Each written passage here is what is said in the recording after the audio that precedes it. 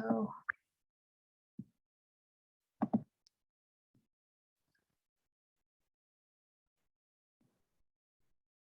Hi, Melissa. How are you?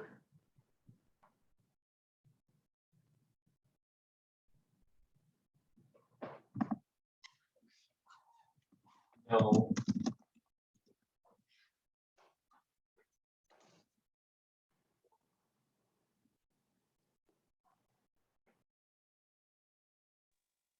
Hey, Melissa, the meeting won't start until 2:30 officially. Just, we started at 2, so if we had any technical difficulties, we could iron them out beforehand. So you're welcome to stay, or you're welcome to go putter or do whatever you'd like, but just, we wanted 30 minutes in case something messed up, and then I'd call my husband and go, help, and he'd help me. So I understand wholeheartedly. yeah, so feel free to stay, feel free to go do whatever you want, but it was 30 minutes just to make sure nothing died, if that makes sense. So anyway, can you get me one? Yeah. That's, Yes, it does. yeah, so how are you? Oh, never mind. Terry, it makes all sense to me, so I'll just go ahead and stay on. If that's all right. No problem. And we are recording this just so that Marsha Fox can go back and do the minutes. So yeah. All right, sounds fine.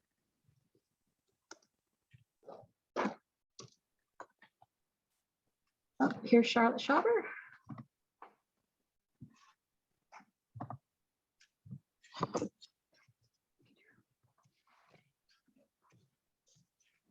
Okay.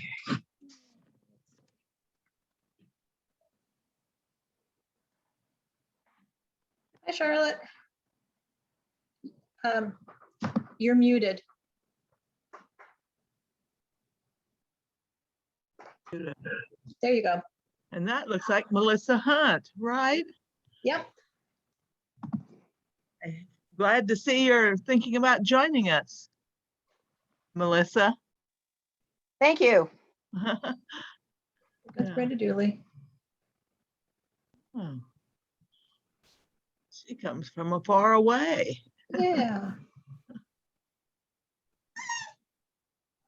I was going to ask you, Terry, when I talk about the form to get the pin, I have my new pin on. Oh, yeah, we can see it. Yeah. So you might, I don't know what you do. If I just go like this, is what I'll do? Yep. That we can all see it. Okay. Actually, it just came in the last 2 days, so. Hey, Brenda, as we're telling you, we started at 2 o'clock in case there was technical difficulties. The meeting doesn't start till 2:30. So if you want to hang out, you're very welcome to. If you want to go do something, it's whatever you'd like.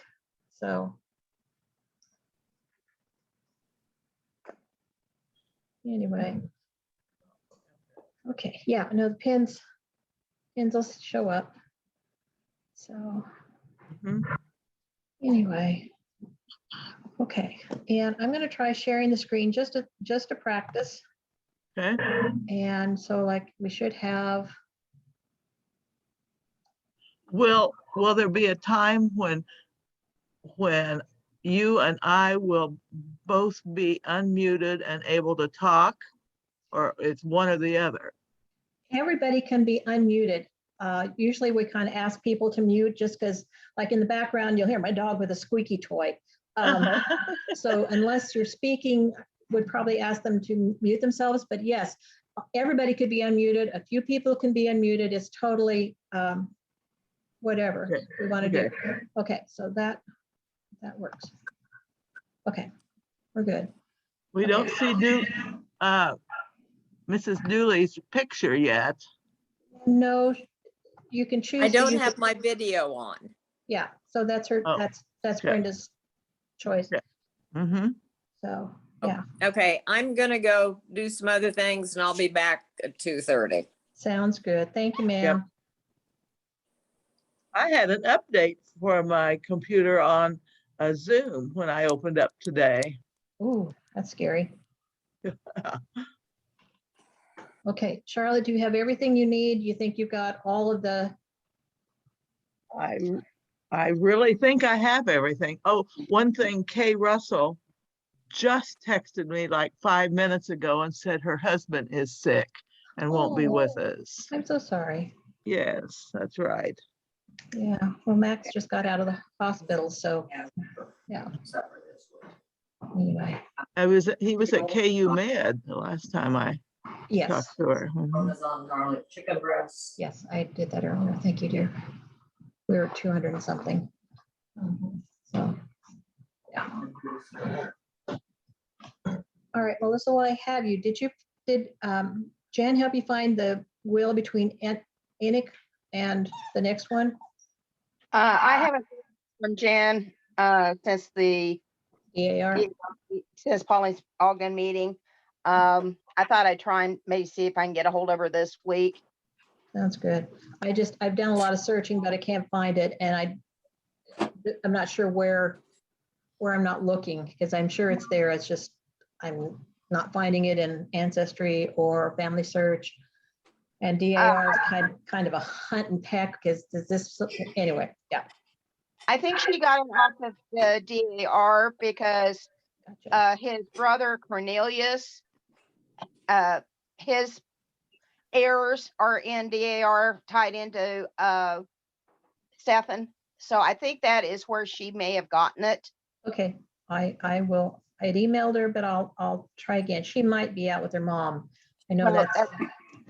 And I know, and with the first football game this last weekend, I didn't know if they attended or not, so. All excited here, the headline, and there's Lions SOB. What? Yosemite and Rocky Mountain, the end result.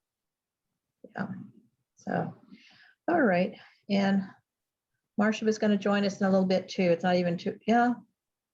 Okay, yeah. So that will be good. All right. Should we sing Kumbaya? No, I'm just kidding. No. No, so, anyway. Yeah. All right. We've practiced.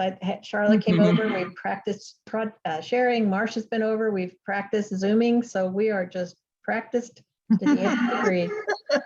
So it's a good thing. So, and Charlotte, I can't make Friday at the flag ceremony. We're gonna be Okay. working Yeah. food pantry at church and then heading straight down to Tulsa. I did not Oh, connect the two until putting the calendar together this week. So, wow, you've done all of the hard work prior to this. yeah, well, So, everybody got it done. So yeah. I'll be anxious to see pictures. Yeah. Yeah, so that will be neat.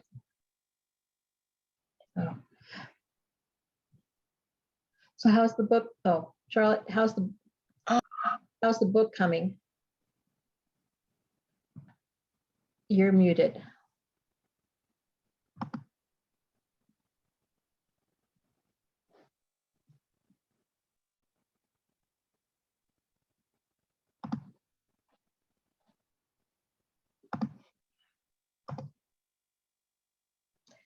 No, you're muted. Unmute. There you go. Okay, there. I said I have my first copy of it, and I really wanted to just sit down for the afternoon yesterday, but I couldn't. But it's good. It's good in there, and well done. I'm real pleased with Copycats and their job quality. Melissa, this is a book on the sesquicentennial of the town of Riley, Kansas, which was supposed to be done for 2020, and then something happened in 2020. So we have finished it up. We worked all through 2020, but we had high hopes we'd have it done by last fall, but we're going to have a celebration in October the 9th here in our town, but the books are available by going to well, they don't have it yet, but I'll be taking some things to the Riley County Historical Museum to order a book, and you can go on Facebook to Riley Pride, and you can order electronically in that way. And at this time, I've only seen advertisements in our Riley County newspaper, but there will be more things coming along and different places to find it. And there's Marcia.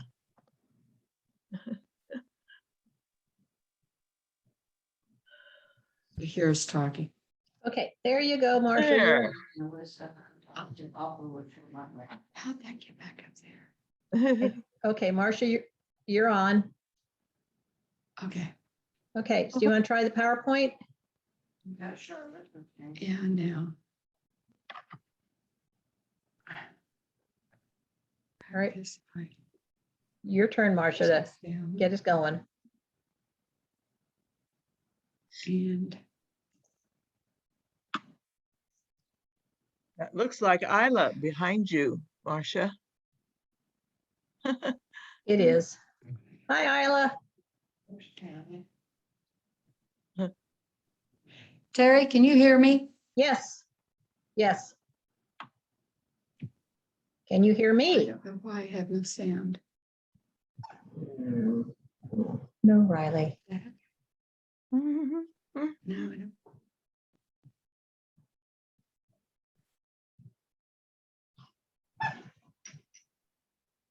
Terry, can you hear me?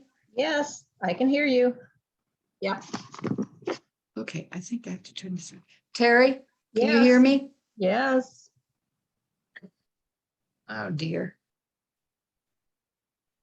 Terry, can you hear Yes. me? Yeah. Yes, I can hear you.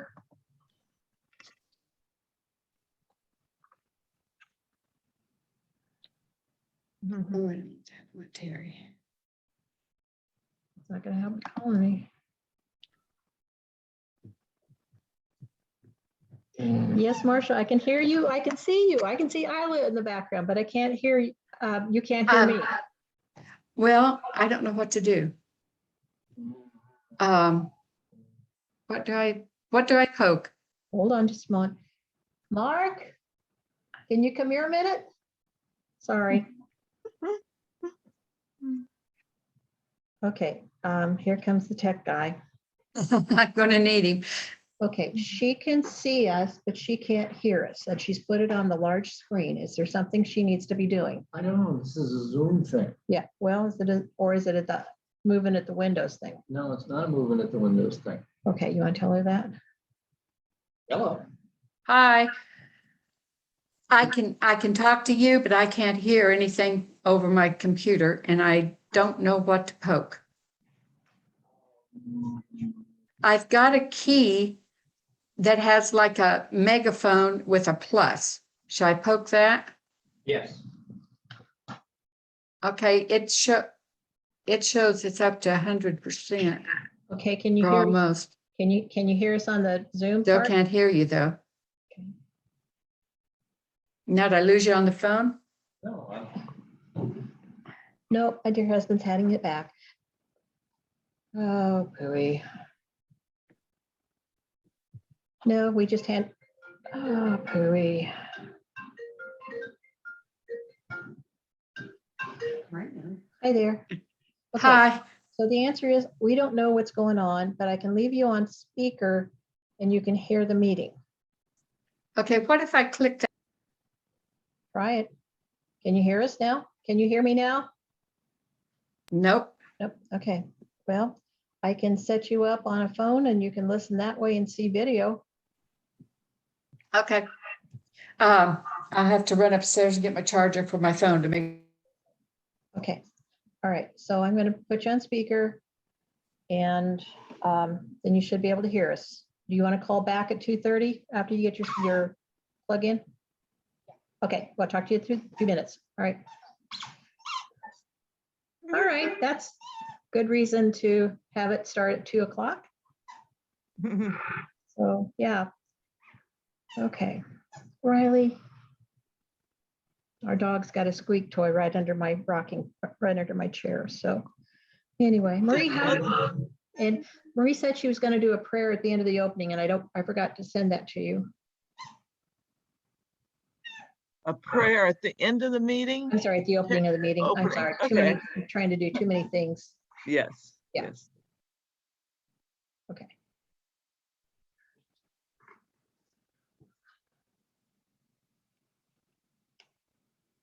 Okay, so we'll get that on speaker. Okay, and Isla can't hear us, but we can sure wave at Isla. Yep, there's Isla. So anyway, all right. Okay. So we are all gathered together and ready to go. So what's the funnest, craziest family history you just ran to in the last little bit? So the neatest, anybody doing any research that just makes you go, well, that's crazy. My first cousins married each other. Okay. So, yeah, and when you try to make a family tree, that just doesn't work very well because it kind of all intertwines. So anyway, So the family tree has one branch to it. yeah, yes, that's what my husband said, is you went to North Carolina where your family tree didn't branch. It all just, yeah, all It one. merged. It merged and yeah. Fortunately, they didn't keep doing that. Hey, Nancy. There is Nancy. So, yeah, so. Hi, everybody. There. Morning. Good. How are you? Very good. It's a hot Yay. September day. Yeah, but wasn't it Marcia. beautiful? It was so beautiful Okay, and put you on last speaker. Hold on. evening Yes. and this morning. Mhm. Yeah. Okay, can you hear us? You're okay? Yeah, we can hear it. Okay, okay. Marcia's listening via phone because the Zoom's not working. So you may hear a little bit of background noise from her, and I'll mute myself when I'm not trying to do the meeting. So we'll get this technologically solved. Okay, good volume? We have a prospective new member sitting in the, Yeah, Melissa Hunt. Hi, Melissa. there she is. Hi. I have to do screens in order to talk, so Oh, okay. because I'm doing it on my phone. So Okay. Okay, Marcia, I'm taking you off phone so that you can hear, but we won't hear you talking or anything. Does that make sense? No? Can you hear me? Okay. Okay. Well, we can hear you when you unmute yourself. It's just you couldn't hear us. So I'm going to leave this on just phone, not speaker, if that makes sense. Okay. All right. Okay. So Nancy, how are those grandbabies of yours? Oh, never mind.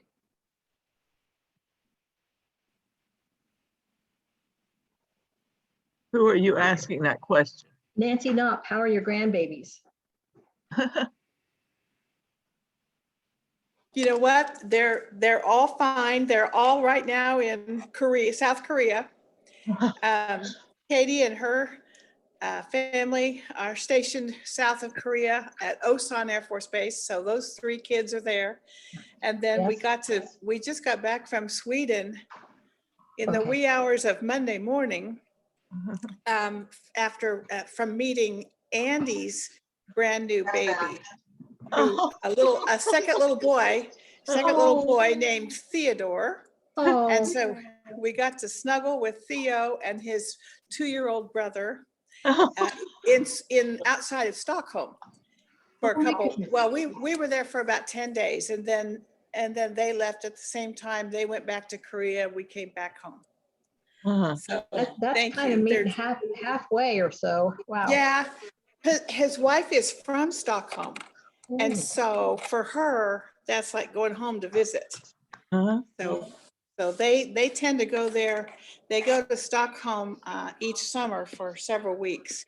And I think she intends, I don't know how many babies they intend to have, but they're 2 for 2 having them in Stockholm. I think she likes to be home where her mother, her sister, her doctor, So They're cute. They're cute. Thanks for asking. How many grandkids now does that make? That makes 5, Charlotte. Oh, That makes 5. I'm going to show you, I'm going to hold up a picture of the newest one. oh, cutie. Sweet. Oh, Isn't he a pumpkin? yes. This is baby Theo. Okay. Yeah. And here's the fun part. So both our son and our daughter and their families are now in Korea. And this weekend, they were able to get together for the first time and see each other. And so I'm going to show you a picture that kind of shows, it shows both our daughter Katie, our son Andy, and their children. It shows 3 of the kids. Yeah. Oh. That's Katie. They're all masked up, but that's Katie Yeah. and baby John, who's 1 year old. And here's the 7-year-old and the 5-year-old. Oh, how sweet. So yeah, it's just kind of neat. At least they're far away, but at least those 2 families can get together. Yeah. Yeah.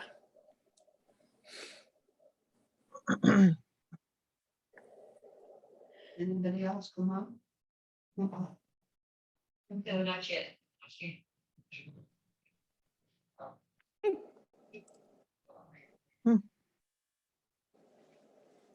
There's one more. Oh. Those are Andy's. Those are the 2 little boys of Andy. This is the newborn, and this is the big brother, the 2-year-old brother. She'll have her hands full with diapers for 2. I know it. I know it. Yeah. Yes, you probably can't see.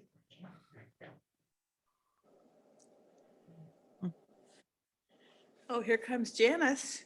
And is that Brenda Dooley's iPad? Yeah, I told her we're starting it. There's Janice. Yeah, Hi, Janice.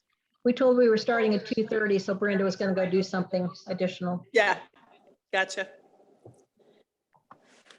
I realized I still have my name tag on from church. Well, you all need to see my name tag. This is brand new. This is the one that I sent you a form to get.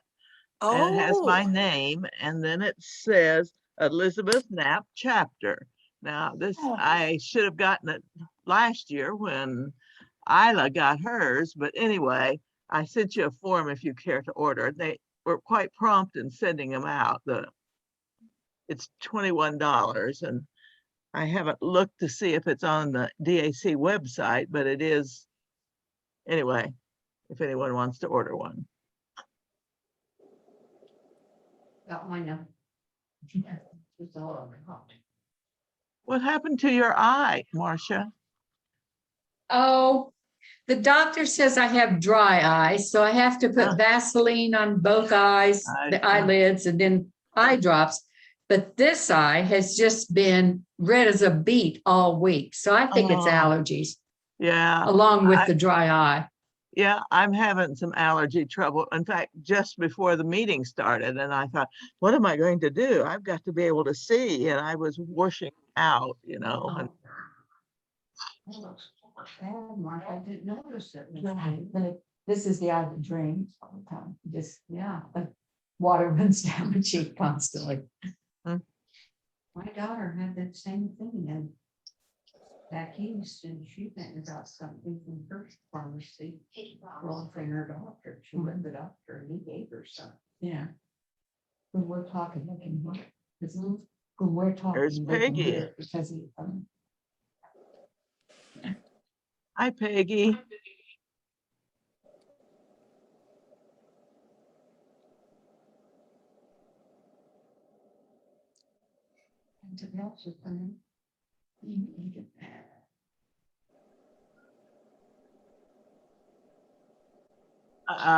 Marcia, can you hear me, Marcia? Marcia, can you hear me? Oh, let me unmute. Yes, Okay. My intent is not to call roll call, but you just take a silent roll call of the screen that you see people to know how many's here. And this is recording, so we'll get the recording to you, Marcia, as well. So you'll have a full recording.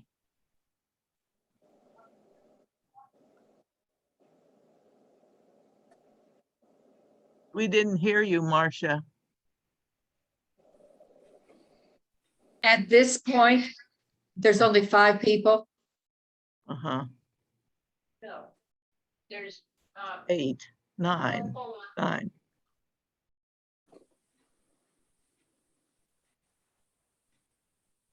Okay, I found the gallery. I'll Oh, get the rest of them. okay. Nancy and Melissa. I gotta unmute. Hold on.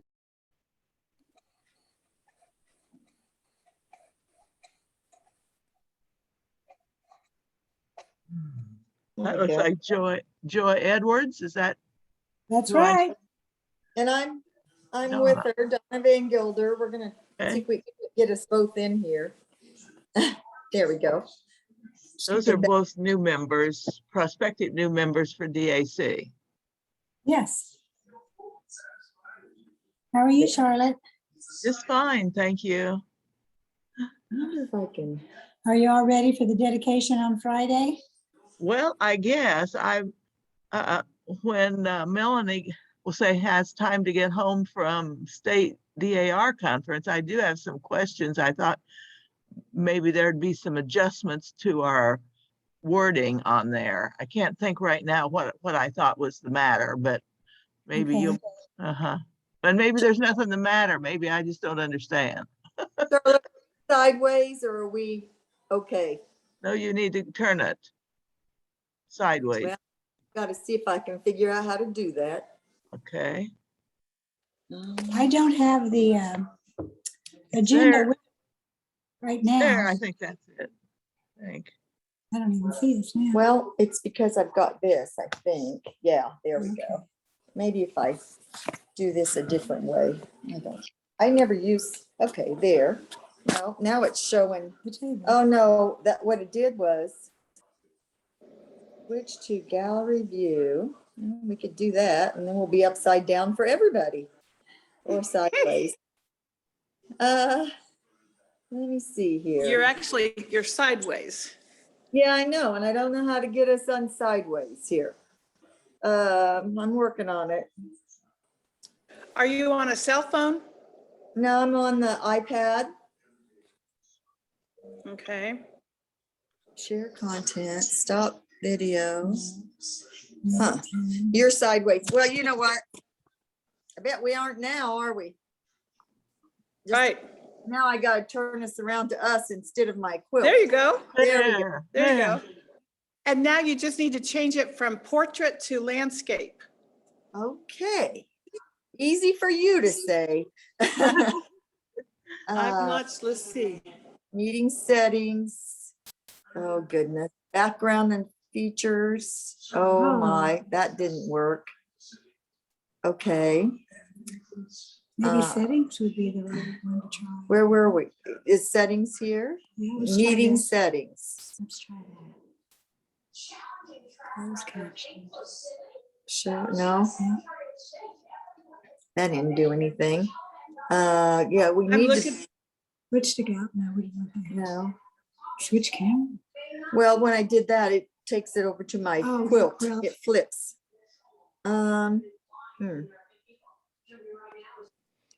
I'm not remembering how to do it either. I'm also on an iPad, but it's just always set this way, so I don't know what I did to do that. But I know I think it's, you need landscape rather than portrait. Yeah, and if I, here's. But I don't Zoom. remember where that is. Oh, that tells us the Zoom nation. We don't need that. Oh, my goodness. Gallery view, we've got that. Participants. We might Well, just have to be I see wrong. some new faces, Debbie Kleinau. And Charlene, is that Charlene Bronson? Alicia? That's not it. I don't know. Wonder if we left and came back in now that we're in this position, if it's, I don't know. Just won't let us do anything. What does that say? That's Charlotte's name. Oh, Charlotte's name. Hey, there's Paula Ellis. Yes. I don't know. I'm out of ideas.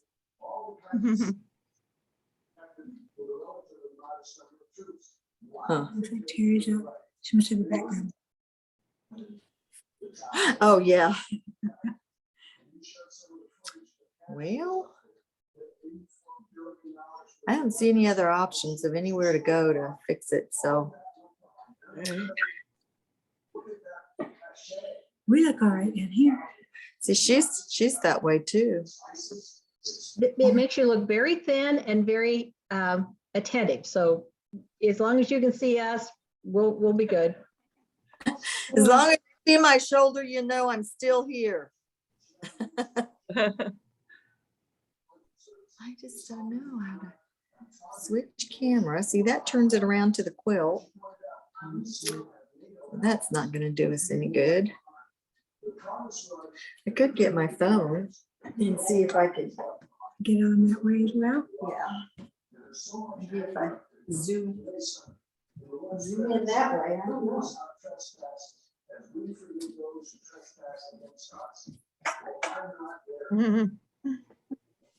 On the agenda, Charlotte, I was going to go ahead and print the preamble on it because I understand they want to have that recited as well. Okay. I was going to move when we said the Pledge of Allegiance right after the color guard comes in instead of at the end. So those were the two changes I was going to make to it. If there's some others, I need to know. Yeah, okay. I guess I was not paying attention to getting that handled until after I get through this meeting, and also that Melanie Horton would be back home from DAR convention. And then I'll look it over and I'll get on that tomorrow. Okay, Uh-huh.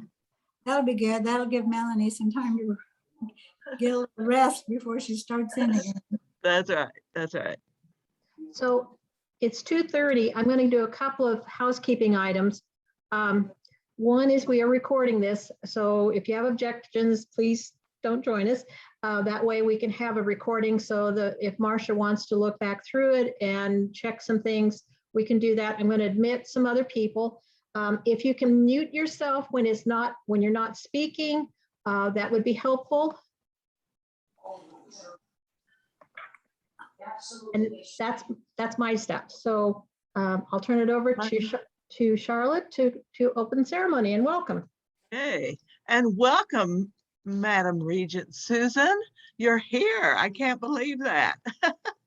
I know you had a great meeting. Morning. Yeah. Sorry, Oh, I got back up. No, I didn't. Just a minute, let me get oh, there's off. Carol Ann. See, Hi, Charlotte. Hi, everyone. there we go. I left. Hello, hello. I'm opening the meeting of the Elizabeth Knapp chapter, Daughters of the American Colonists. I welcome each and every one of you here today, and we have some new prospective members that are joining us.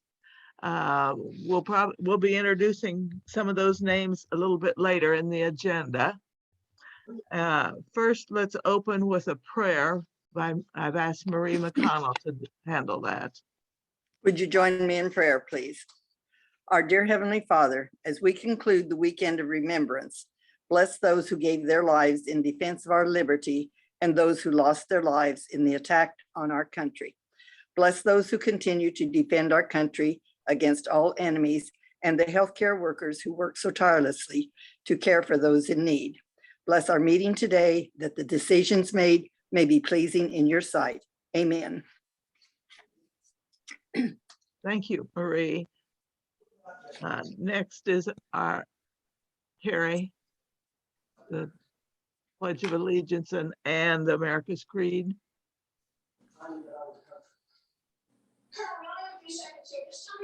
We don't hear you, Terry.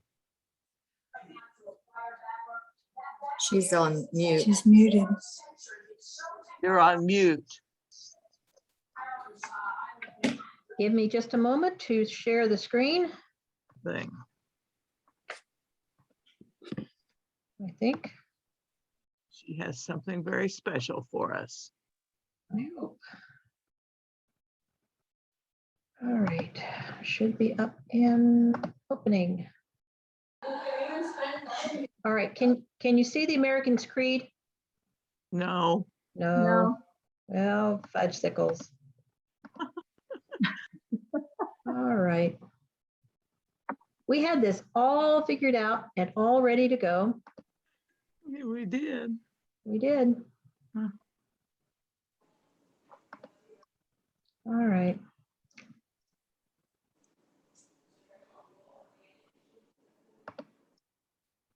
Please bear with me for a technical challenge.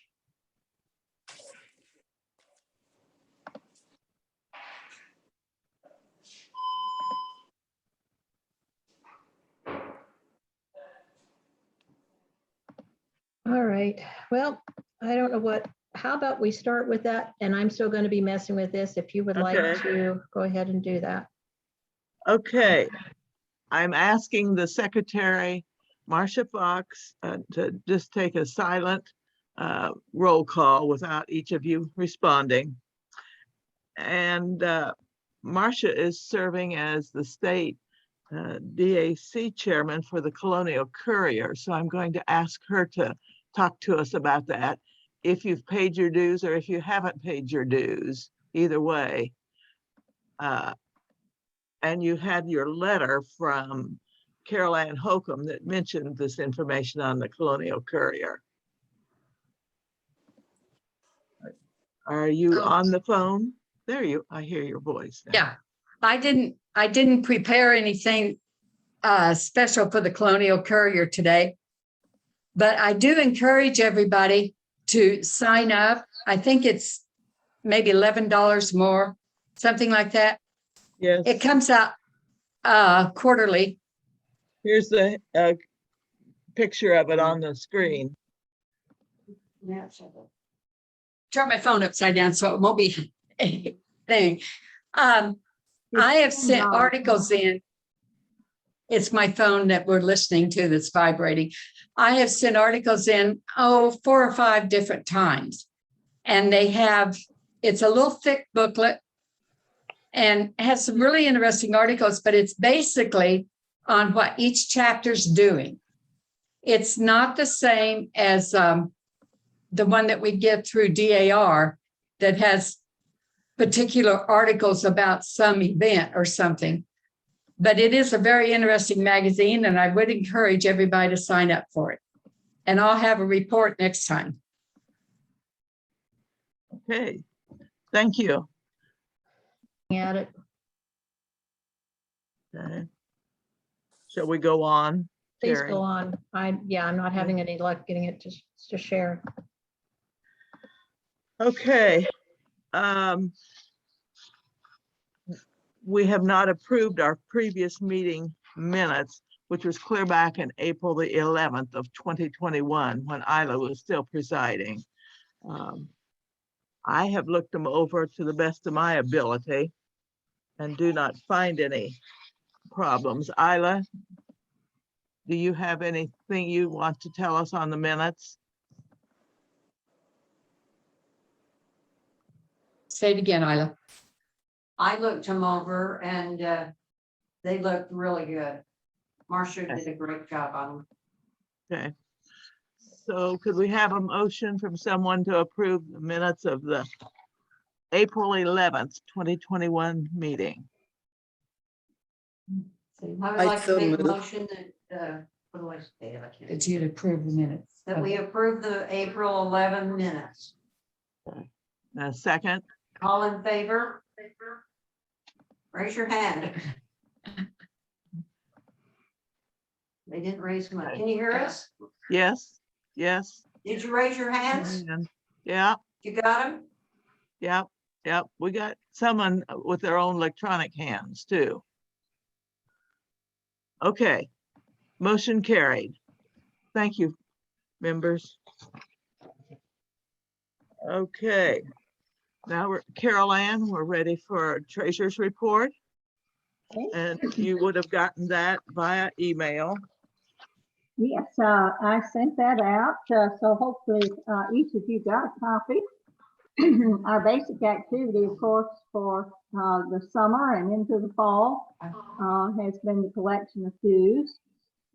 We have received dues from 19 members that's included in the report, and then after I sent out the report, 4 more have come in. So 23 people have submitted their annual dues so far this year. And then we have Colonial Courier subscriptions for 11 members, and those are, can you hear me? Yes. Those are $10 a piece. And then we had money that Linda Ford forwarded to Charlotte, and then Charlotte sent that on over to me. Donations for the American Indian Scholarship, which goes to a scholarship program at South Dakota State University, or North Dakota, I believe it's North Dakota. It's the RAIN Scholarship. It's for nursing students to encourage American Indian prospective nurses to enter nursing, and also to help those who are in the program to be retained. So that was 3718. May I interrupt? Are you able, what are you seeing on the screen right now? We're seeing a part agenda? of the agenda, this part of it, and then America's Creed's at the bottom of the Okay. page. Thank you. Okay. Okay, and then our expenses, I reimbursed Lori for the chapter scrapbook binder, and then purchased stamps for the mailing of the annual letter. And then Charlotte submitted her stamps for the yearbook printing and binding. So as you can see, we have a balance overall now of $1,978.28. I can see Elizabeth Knapp's treasurer's report. Yes, I can too. Yeah, that's what's coming up now. Okay, I've broken it down at the bottom so that you can see how much we have in the way of a running total for the American Indian Scholarship Fund, and then how much of that balance for September 12 is available to us for other expenses in the chapter. So we have $67.18 that will be forwarded on to National. If there are any additional funds, then those will be included when I send the annual dues into National before the 1st of November. Anyone have any questions? Carol Ann, as I recall a conversation we had this summer via email, you sort of have a deadline for getting your dues paid, as you're going to be gone out of town. Yes, that timeline has changed, and I'm going to be in town a little longer. So I've got more time in October than I originally thought. Okay, thank you very much, Carol Ann. Got that clarified. And thank you. And how are you feeling, Carol Ann? Much better. I'm feeling better, but I still don't have quite the stamina and the endurance that I had in the past. So I'm hoping that that will be recovered before long, and I will be seeing a pulmonologist in late September, next week on the 20th. They did discover some pulmonary fibrosis, so I want to try to get a handle on that, what may be causing it, and and what the situation is. Thank you, Carol Thank Ann. you. Thank you for asking. Charlotte, do you want to go back to the opening ceremony? Do you want to go back to the opening ceremony? Yes, I do. If I don't have it on the screen, are you going to get it on the screen? There we go. Okay, we're going back. Can we move to the Pledge of Allegiance and then the America's Creed? Is that too hard? Okay, can we all say the Pledge of Allegiance to the flag? I pledge allegiance to the flag of the United States of America and to the republic for which it stands, one nation under God, indivisible, with liberty and justice for all. And then the America's Creed, maybe I just say it to you so we're all in together. I believe in the United States of America as a government of the people, by the people, and for the people, whose just powers are derived from the consent of the governed, a democracy and a republic, a sovereign nation of many sovereign states, a perfect union, one and inseparable, established upon those principles of freedom, equality, justice, and humanity, for which American patriots sacrificed their lives and fortunes. I therefore believe it is my duty to my country to love it, to support its Constitution, to obey its laws, and to respect its flag, and to defend it against all enemies. Thank you, Terry.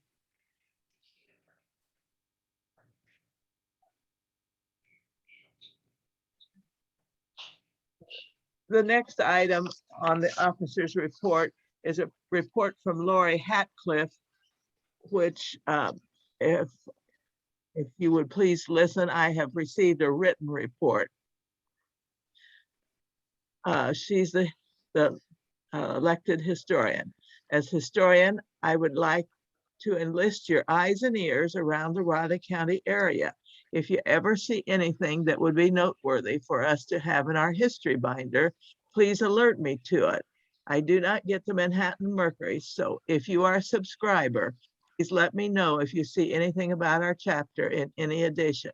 Our scrapbook consists of news from the Mercury, Colonial Courier, K-Man, and many other local news sources. Also included are pictures of events where DAC was represented or in attendance.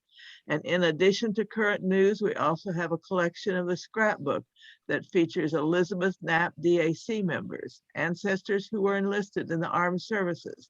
A few years ago, members were asked to write up a short history of these ancestors. This section, which is entitled Daughters of the American Colonists Veterans Project, can be added too. Please feel free to email me or give me any write-ups at any time this year. This is Lori Hatcliffe, and her email address is in your yearbook.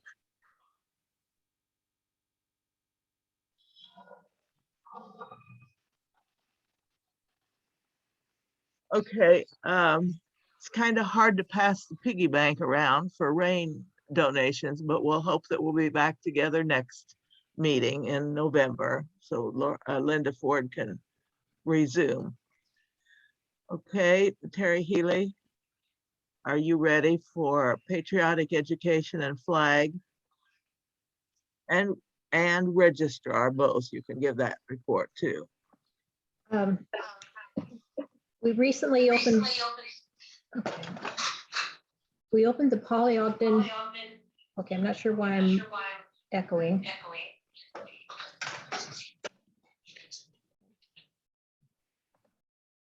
All right, we raised over $600 between a joint partnership between the Polly Ogden DAR and the Elizabeth Knapp chapter. And with that, we purchased 2 large American flags, one for outside and one inside, 2 large two Kansas flags, one for outside and inside, including the stanchion for display in their auditorium, and 32 classroom flags for the new Oliver Brown Elementary for $383. Total spent so far has been $479.46. credit for the donations will be split between the two chapters. A dedication ceremony will be held this Friday at 8:30 at the Oliver Brown Elementary for 4th and 5th grades. Our co-chairs were Donna and Joy, and we will have it in conjunction with the Constitution Week celebration for Oliver Brown. And so thank you for all of your donations and all of your help. Are there any questions? And this is what the new school looks like. I stole it from the Mercury, so. Any questions or anything? Carrie, this is Nancy Williams. It's this Friday. I believe it's this Friday at 8:30. Yes, We've got that's Don. right. Yes. I believe. At 8:30. Yeah, no, I think it's 8:45, but what's the difference at that point? But Well, I want to be early. I don't want to be late. sure, that's right, me too. So most of your schools will convene between about 8:40 and 8:45. So you're probably correct on that. Okay. This is, if I could insert in here, that this is the first time that we have had a joint project with DAR. When I contacted Melanie, I suppose it could have been as early as last May, and Terry Healy was the one that put the bug in my ear as to who I could contact, because the new principal was one of her students. And so we had good buy-in from the principal, the new principal, and Melanie was most gracious to say that DAR would like to assist, and we've worked well together, ladies. And this was a great first time for us to do a project together. And on a side note, either Erin or her sister, I don't remember which one, won the American History Essay Contest when they were in 5th or 6th grade. I had forgotten that until I was thinking back, and I don't remember which one of Jim's kids, but it was either Erin or her sister. So, That's anyway. great. Okay. Now registrar, Terry. Yep.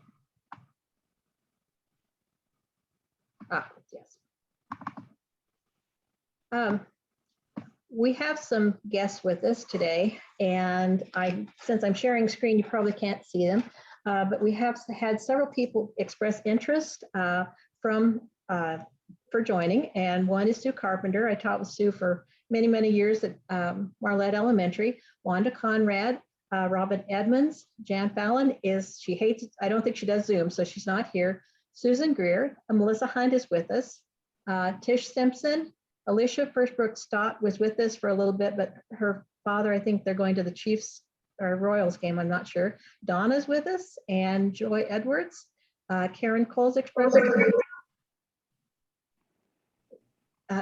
an interest, and Julie Hostetler called me yesterday, and we got started on her work. So we would like to vote to invite them to come explore DAC and possibly join in the future.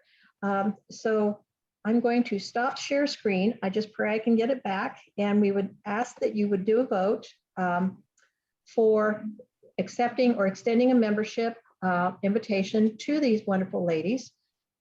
So if we could have I would move that we do that, and I think it's from a committee. We can do that. We just need a second and then a vote. That makes sense? Okay, Yes. Linda Weiss, just second. All right, so would you indicate with raised hand or a thumbs up? Okay. Okay. It looks like we got all thumbs up, and so that motion would pass. And all of these wonderful ladies have been great. We've got everybody's rough draft of applications pretty much underway, and we're looking for a will for a couple of places and some other things to tie it all together. And then we will get moving on it, and very, very blessed to have them. Okay. Thank you very much for your energy and getting us new members, Terry. We appreciate that. I'm going to try to go back to, yes. All right. Excuse me. The next item is Golden Acorns, and that's Sarah Fisher. Don't believe I see her, do I? Well, we'll move on then and pull her in at our next meeting then. National Defense, Linda Weiss, and I have a very nice several pages that was sent to me recently. Linda, would you like to speak to this?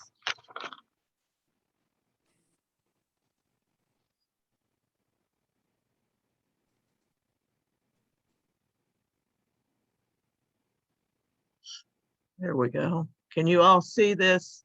That we're nominating Mary Jo Rupp Myers for the DAC National Distinguished Service Medal.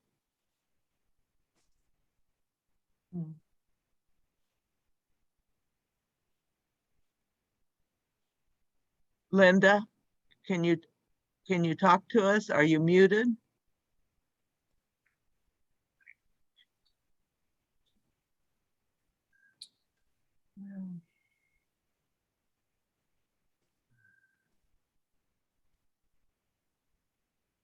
She's muted probably. Well, yeah, she's muted, Linda. Yeah, that's too bad. There, you're trying to talk. No. Okay, can you hear me now? Yes. Yeah, okay, good, thank you. Mhm. Well, I actually sent this report to the entire membership because I think this is a very important opportunity for us to recognize someone of distinction for the service that she's provided. As you know, Mary Jo Rupp Myers is the wife of the president of Kansas State University. So as the first lady there, she was the first lady of the military. Her husband was the chairman of the Joint Chiefs. He was actually deputy of the Joint Chiefs when 9/11 struck the Pentagon, or struck the Pentagon on 9/11. But he was in Washington and then arrived at the Pentagon shortly thereafter. And he talks about the way the smoke was on all of his uniforms that were hanging in the closet. He was immediately promoted to chairman of the Joint Chiefs and was in the situation room with the president. Mary Jo has many distinguished service awards. My recent involvement with her has been in efforts to help Kansas State University alumni who are in Afghanistan, who are teaching at the American University of Afghanistan, help them escape because they are doomed, frankly.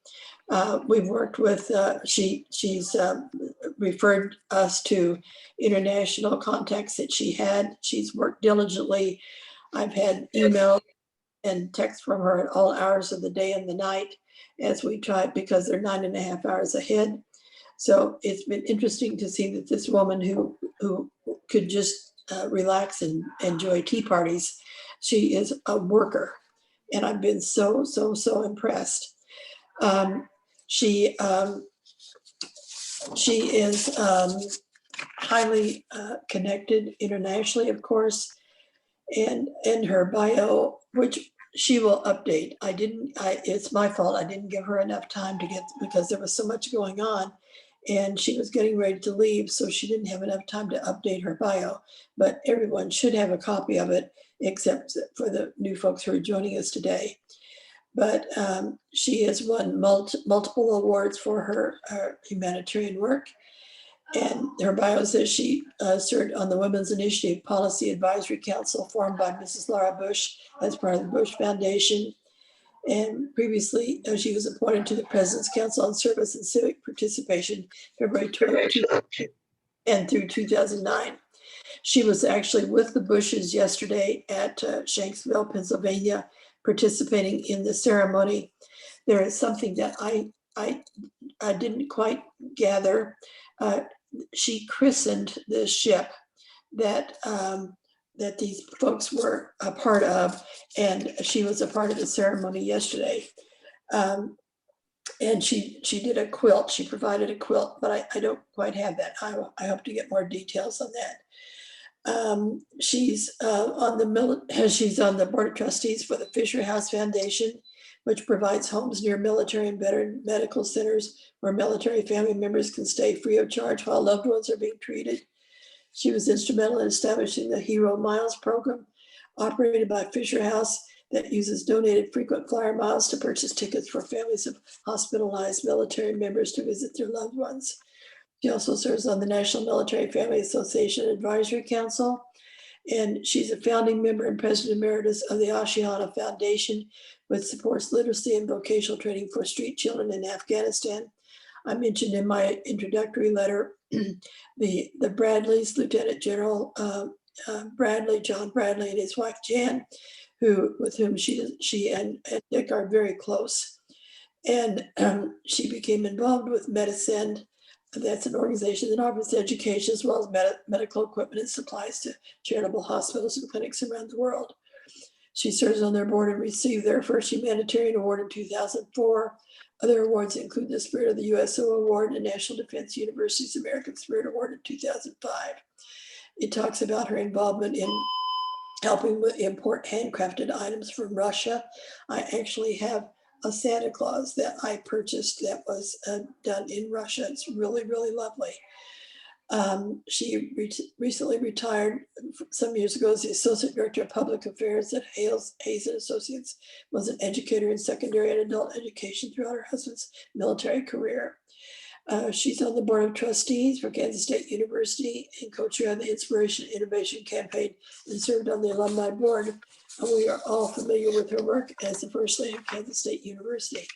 I can think of no one who's given more of herself for national and international interests for the benefit of our country than Mary Jo Rupp-Myers.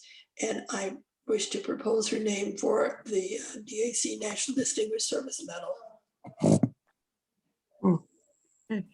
Thank you, Linda. Now, it's my understanding that I am only to take this information now and we will vote at the next meeting. Could someone please verify that I'm doing this correctly? Madam Regent, may I, because of the circumstance, she would like to be able to update the bio. Would that be yes, expression of the chapter? Could that be allowed, please? Would the chapter members please allow Linda to get this updated? Can I see some nods? Yes or nod? Okay. Okay. Madam Regent Nancy Williams, you can go ahead and take your nomination now. You have a quorum sitting on your meeting. So you can go ahead and take the nomination for Mrs. Myers now. And then, as I said before, you can present the award at Mrs. Myers' convenience. Okay, we'll take the motion for the approval of Mrs. Myers for the National Defense Award. I have a question, Linda, that says, I would assume there's other forms that someone has, or does Madam State Regent Nancy have a form that we send out? Oh, yes, I will. I'll get the form ready for you, Madam Regent. That's fine, but you can take your nomination now. Okay. Would someone like to make that motion to nominate Mary Jo Myers? Martian. I move to nominate her for the National Distinguished Service Medal, Mary Jo Rupp-Myers. And I second it. Isla seconded it. Seconds it. Okay, thank you. Do you have any further questions, or are you ready to vote?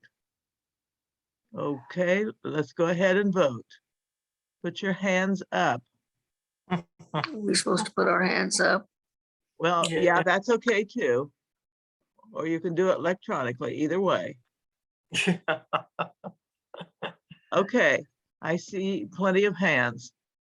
Put them down. Motion carried. Thank you. Thank you very much for bringing it up to our attention, Linda. It's great. Madam Regent, I do apologize. I'm actually hosting an open house and I'm in the laundry where I'm private, but if you, Okay. I take myself. Okay, thank you so much. Okay, thank you for helping out. Thank you very much. Bye-bye. Bye. Next item, I've asked Nancy Williams to talk about the state meeting of DAC in which she presided over. I wasn't in attendance. I've asked her to talk about her board of directors, of which she has gotten many of them from you folks right here and some that aren't here, and the positions they're holding to assist her in being state regent. And we so much appreciate our opportunities that we get to be part of her term. Nancy, would you like to take it from there? We appreciate you being state regent also. Well, thank you, Madam Regent. It's an honor to serve the society in this capacity, working with each one of you. This is my utmost goal. I work for you. So I'm most appreciative of the Elizabeth Knapp chapter. The American Indian Scholarship Chair is Martin Wellington. The Colonial Courier Chair is Marcia Fox. The Flag of the United States is chaired by Isla Morrill. The Golden Acorns is chaired by Terry Healy. Our national awards are chaired by Brenda Dooley. And National Defense, I have Kay Russell as my chairman. And our state committees, Carol Ann Holcomb has graciously agreed to serve as chair of the audit committee for the State Society. And ladies, as you know, all these jobs are very, very important to the strength of our society through the state. We have 8 chapters currently and 184 members, although we have lost 3 in 2020. So this new membership role for Elizabeth Knapp is great because we do need to continue our growth and through the society.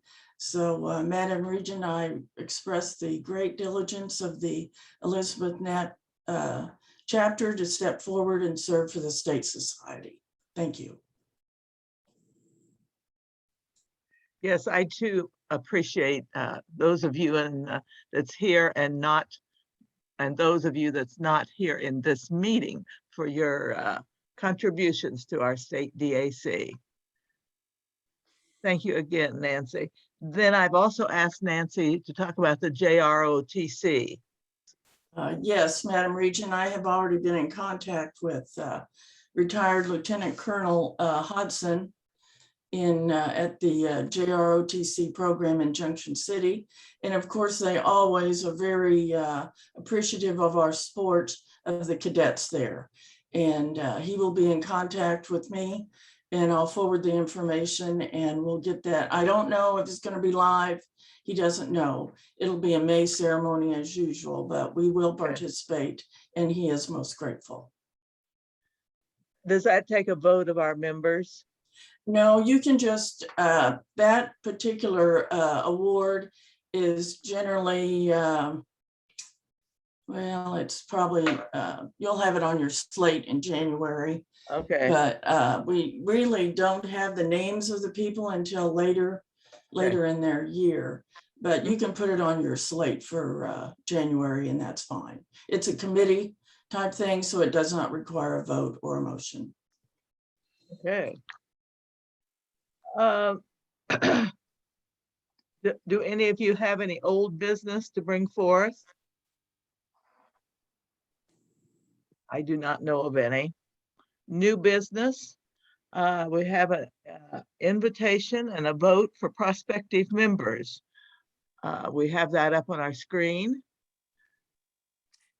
And we voted, and I think we selected, I think we passed that, so. Right. Okay, very good. The next item is our program given by one of our own members. And as I understand, Marcia, that she's serving on this statewide position on the 200th anniversary of the Santa Fe Trail. Is that correct? Or would you please tell us about it, Marcia? Yes, let me get my program disappeared. Okay.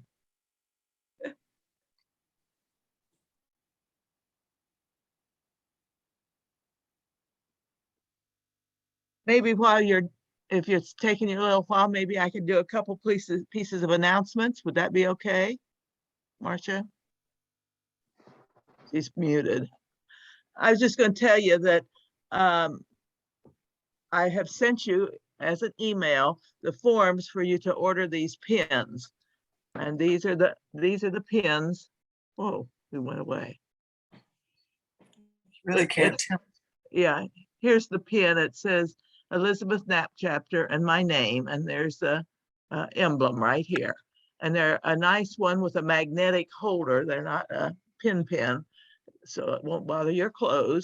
They're $21, and the form has been sent to you. I sent it mine maybe a week and a half ago, and I got my pin already this past week. So they're very nice. You? Are you ready? Must be missing.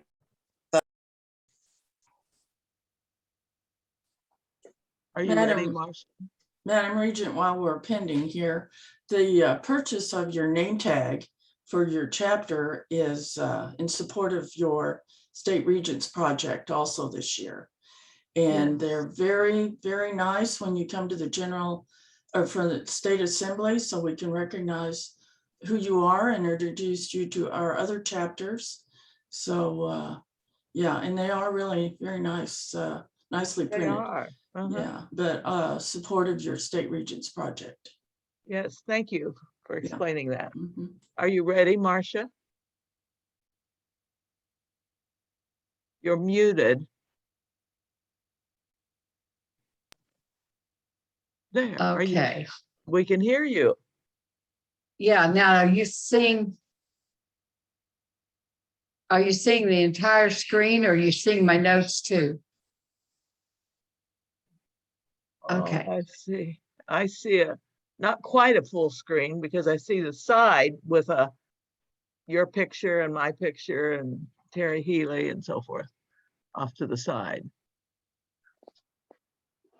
Yes, Yeah, I'm trying to get. Marcia, we are seeing some notes.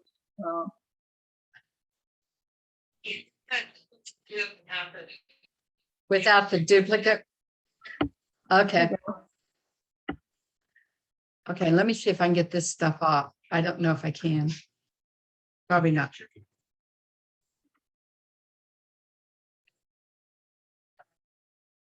The notes are gone. Okay, so now I can't see my notes. Okay. I will just wing it. This is the 200th anniversary of the. Just a minute, I'm going to turn off my phone.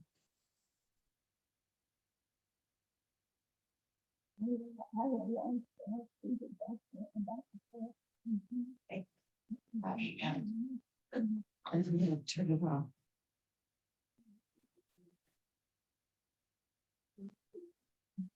Okay, now, this is the 200th anniversary of the Santa Fe Trail.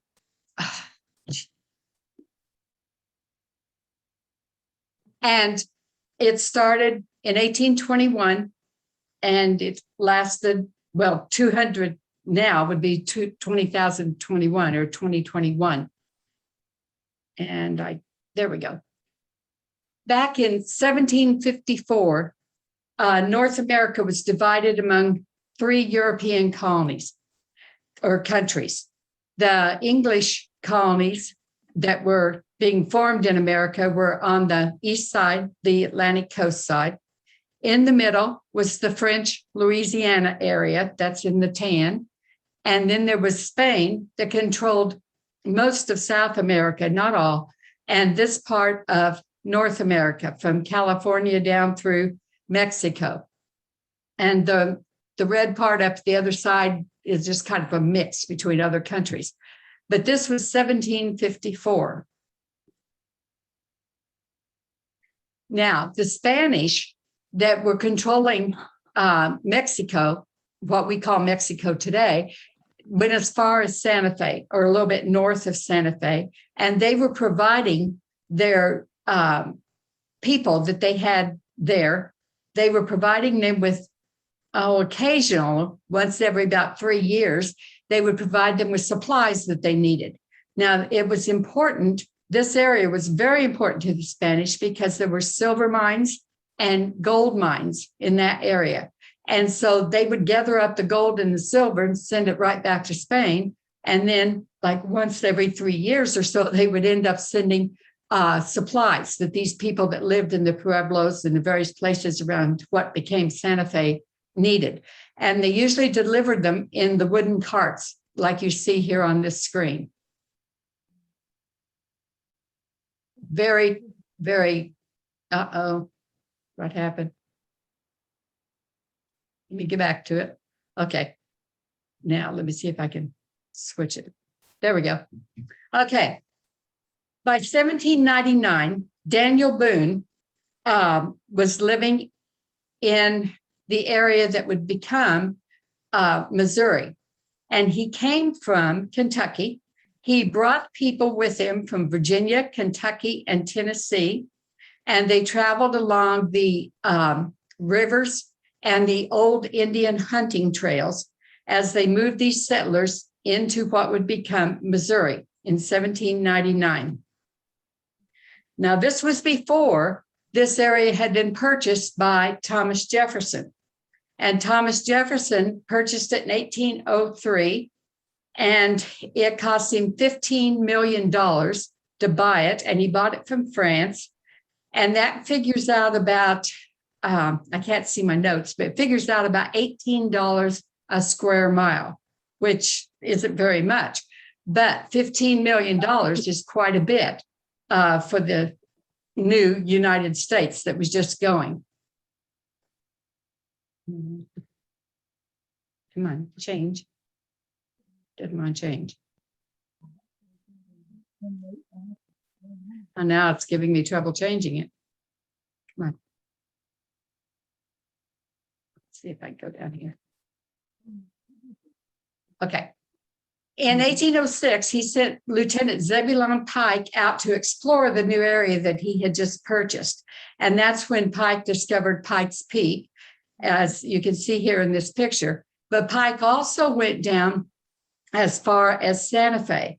And he discovered down there that they were really in need of all sorts of living materials. You know, they needed hammers and they needed food and they needed clothing and all sorts of things. And they could be purchased down there by some traders that occasionally would happen to come in. But it was going to be an ideal place for some of the traders in the United States to go ahead and start a trading business with them. William Becknell was one of these people. You can see on the chart that he was born in Virginia. He came here with Daniel Boone. He arrived in Missouri about 1811, and he worked for the Morrison brothers at a salt place, and then he moved to the town of Franklin. In 1813, he joined Nathan Boone's mounted military or militia in the War of 1812, and he was promoted to captain. The War of 1812 cost the United States a lot of money. This was a war with England, and it started basically on the sea when England would stop the American ships and capture all of their sailors. Well, eventually it spreads to the actual country of the United States in 1812, and they even burned the White House. Captain Nathan Boone then became involved in the War of 1812 that moved into the Midwest. And so it was because the English were instigating various tribes of Indians to fight against the settlers that were living in the frontier settlement. And so with all this fighting going on, we needed our own militia. And Captain Nathan Boone is the son of Daniel Boone. This is also the same militia that William Becknell is going to join. Before this war had started, Nathan and Daniel Boone had the salt lick at Boone's Lick. And in this, on the left picture, you can see what the water looks like. It's very briny. It has a lot of salt in it. It's not a flowing stream. And in the center, you can see what the actual salt lick looked like and how they would bring the stuff up in barrels, and then they had to cook it and boil it in the large barrels that you see on the right. And I can't remember how many, I can't see my, my slides, so I can't remember how many pounds of, or how many gallons of water. It seems like it's 250 gallons of water would make about 60 pounds of salt. Now, salt was very important at this time. Let me back up to that one. It was important because the people living out on the frontier didn't have any refrigeration. And so they had to pack their meat and their other fruits and vegetables that they had to pack it in salt to preserve it. And so that's why salt was so important. Now, Beckno continues and he starts this speculation. He's trying to figure out how he's going to get more money. Well, the United States has gotten themselves in a horrible position because we paid for the purchase of the Louisiana Purchase, 15 million.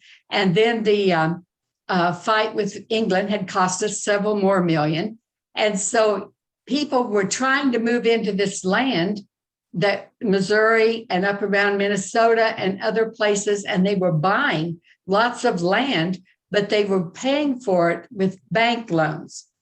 And the banks were in a pretty bad shape at that time. And so I think I have another slide coming up that I'll tell you about that.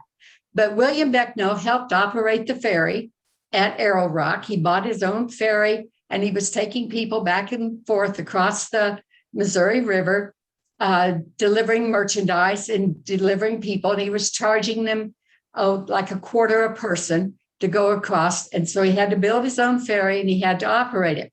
By 1816, he decided he was going to buy 2 lots in the new town of Franklin, Missouri. And this town was really booming. There was lots of people moving into this area of Missouri. And so he thought it would be a wise idea to buy 2 lots and sell them to people to build their houses on. By 1817, he decides on borrowed money again, he's going to buy Boone's Salt Lick. And so he purchased the entire Salt Lick from the Boone's brothers. By 1820, he decides to run for the Missouri legislature. And in the process, there were 39 other people running for the same position. So he didn't get elected to that position, but he did purchase a 160-acre farm. So by this time, he owes quite a debt to 5 persons. And I can't see how much money it is, but it's about $20,000 in 2008 or 2012 dollars that he would have been in debt. No way of trying to pay this back. Now, the reason that we're having so much trouble with area people, well, people throughout the whole United States getting in debt is because of something that became called the Panic of 1819. And this was the first United States Great Depression. The Bank of America was the main bank for the entire country. The Bank of America would print paper money, but they had no gold or silver to back it up. They also allowed all the individual state banks, like William Beckno was borrowing from, to print paper money and to deal it out. And then when they demanded the loans be paid, they had to pay it in gold and silver. And there was no gold or silver to be had. So they found out later from some various people who'd made trips to Santa Fe that they had Spanish coins. And they were made from the silver mines that were around Santa Fe. And they're called Spanish reales, and they can be cut up. They're real soft silver. So you see that there's a half, which would be 2 bits. If you cut your coin in half, you have 2 bits or 4 bits or 8 bits, and they're all equal to $1. So this made people living in Missouri, and I'm sure other parts of the United States, very eager to be able to go to Santa Fe and get some of that silver. Beckno ends up being arrested because he can't pay his debts. He owes on that Boone's Lick, Salt Lick. He owes on his ferry, and he can't use the paper money printed by the state of Missouri because it's absolutely worthless. And so there's no way he could pay off his debt. Eventually, he finds someone who's going to help him, and that person paid it off for him, but then he was to pay him back.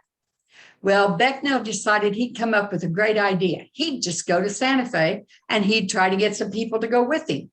So he ran an ad June 1821 in the Missouri Intelligencer, and it asked for a company of men destined to go west for the purpose of trading horses and mules and catching wild animals of every description.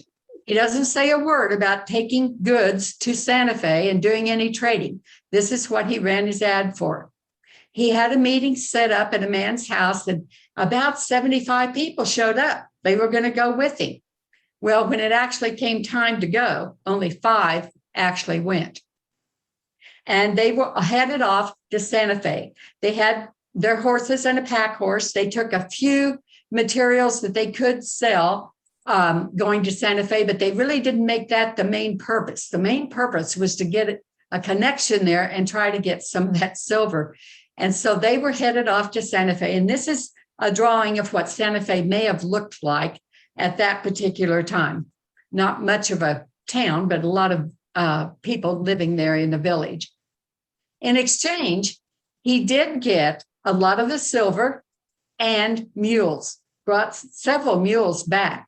And the mules became very, very important in Missouri. And you've probably heard that Missouri was the mule state, or people from Missouri are stubborn as mules.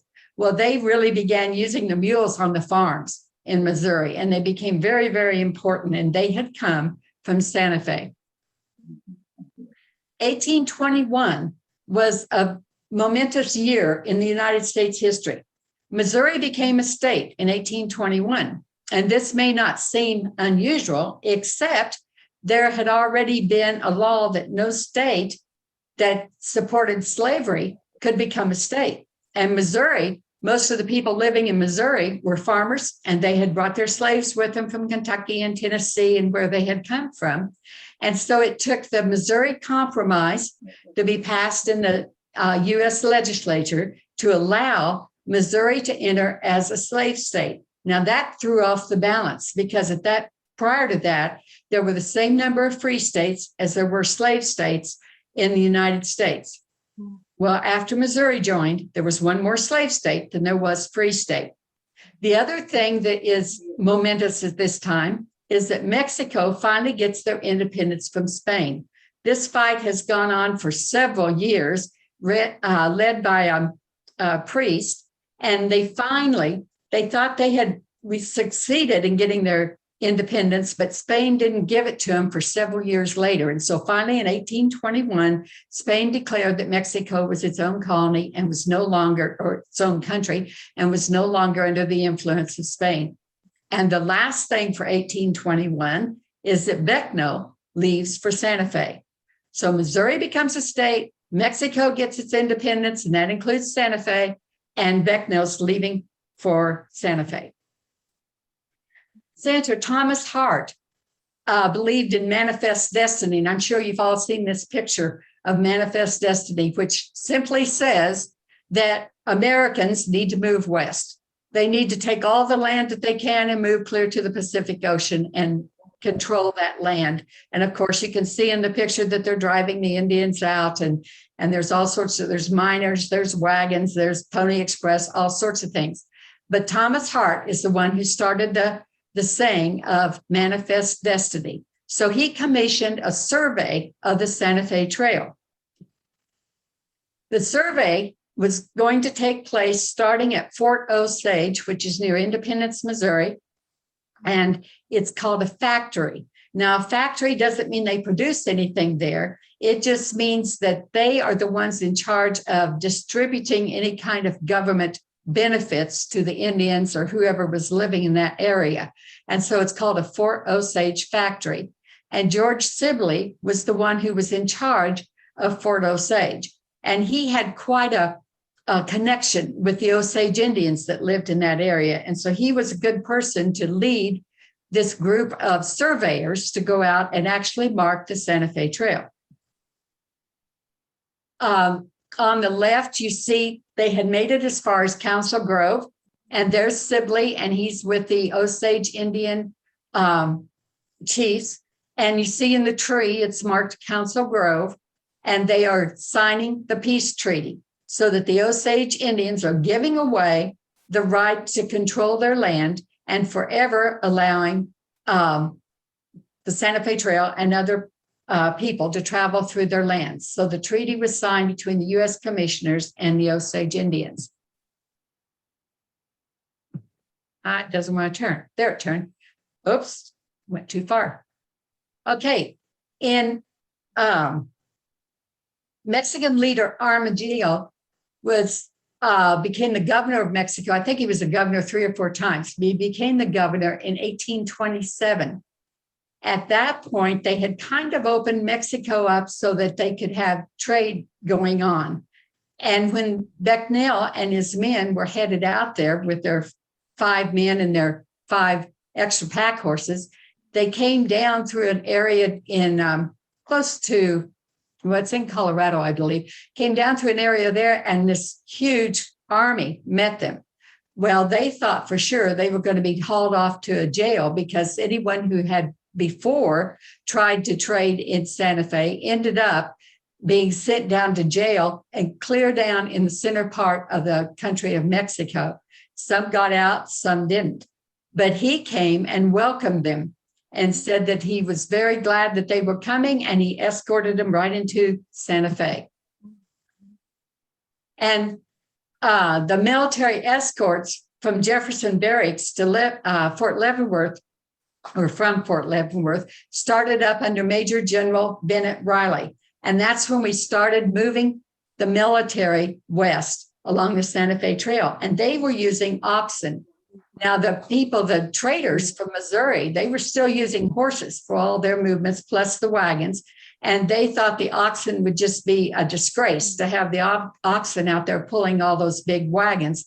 But the oxen worked much better, and the Indians didn't try to steal the oxen like they had the horses. So it was a much better deal. And Major General Bennett Riley was in charge of that. And they were escorting traders to Santa Fe at this particular time in 1829, because they were having a lot of problems with Indian attacks along the trail. The Conestoga wagon was made by J. Murphy, a wagon manufacturer at St. Louis. It was patterned after the wagons that were used back in Pennsylvania and that area. And he was quite the wagon manufacturer. So a lot of people that were going would have him make their wagon for them. This kind of wagon had very large wheels in the back, and it was narrow as it came down in the front, but they had been using just farm wagons and just throwing a tarp over the top of them. Well, they ended up putting a tarp on top of it, but it slanted enough that they could load heavier things at the bottom and then just keep piling up higher and higher and higher, and not have to worry about what was going to happen to their product. So it became a very popular wagon. Eventually, the steamboats are going to get along this area. The steamboats in 1817, the Zebulon Pike was the first one on the Missouri River. And you can see it's not a very elaborate looking steamboat, kind of looks more like I don't know, maybe a ferry with a wheel turning around on it. But this boat is traveling down the Missouri River. And Independence, by 1830, you could see the picture of what Independence, Missouri looked like. It's becoming a booming town. And of course, the steamboat is responsible for that. And you see the steamboats at St. Louis lined up with all sorts of merchandise to be loaded onto those steamboats to be taken to Independence or Westport, lots of different stops along the way. And that's where the traders would meet it, loaded onto their wagons, those Conestogas, and head off to Santa Fe. And most of this import was always boxed or barreled, the way that they would ship it. Now, what were they shipping? They shipped a lot of calico. That was the thing that the Spanish women especially wanted, was calico, factory-made calico, not homespun wool. And most of it came from Lowell, Massachusetts. And I showed you the barrels, and they had wine in there. They had all sorts of things in those barrels that they would be shipping. Now, the United States was not the only place that we got our materials. These traders that owned the trading companies, they would go to the East Coast. They'd go by steamboat as much as they could on rivers. And eventually they would end up in places like Philadelphia and New York and places like that. And that's where they would purchase all their supplies. And they would purchase them the year before they needed them. So they were always purchasing on credit. And then the next year, when they came back to buy more, they would pay off the year afterwards. And these merchants on the East Coast were very good about this. But they also were purchasing things from China, got a lot of silk from China because the people in Mexico really liked the silk. And of course, people in the United States did too. They got silk from China. They got tea from China. They got things from France. They were going all over. And they would spend their winter months traveling to make these arrangements to have everything shipped by steamboat back to someplace, either Westport or Independence or someplace in Missouri for the traders to pick up. And these are some more of the things that were manufactured that got sent to Santa Fe. You see there's doorknobs, those little adobe houses never had doorknobs. There's all sorts of buttons. The women really like the buttons and the sewing materials. And then you see also boots, a lot of boots, different kinds of boots and shoes. And on the bottom right, there's different kinds of iron. There's like great big, looks like huge nails. I'm sure there's stakes for something. And there's barrels of nails and all sorts of things that they would be sending to Santa Fe, plus selling in the United States. Colonel Stephen Kearny and the Army of the West were assigned to take over Santa Fe. And he had a huge army and he headed out. He went as far as Bent's Fort. And there he was to go down from there, Bent's Fort's in La Junta, Colorado. He was to go down south all the way into Mexico. And at this point, we were going to try to take over Santa Fe. And so you can see that he was a prominent colonel in the army. And with him was Susan McGoffin. Now, Susan McGoffin had just gotten married. She was 18 years old, and she had married a trader, and they lived in Kentucky. That's where she was born, and that's where they had gotten married. And he and his brother were big traders.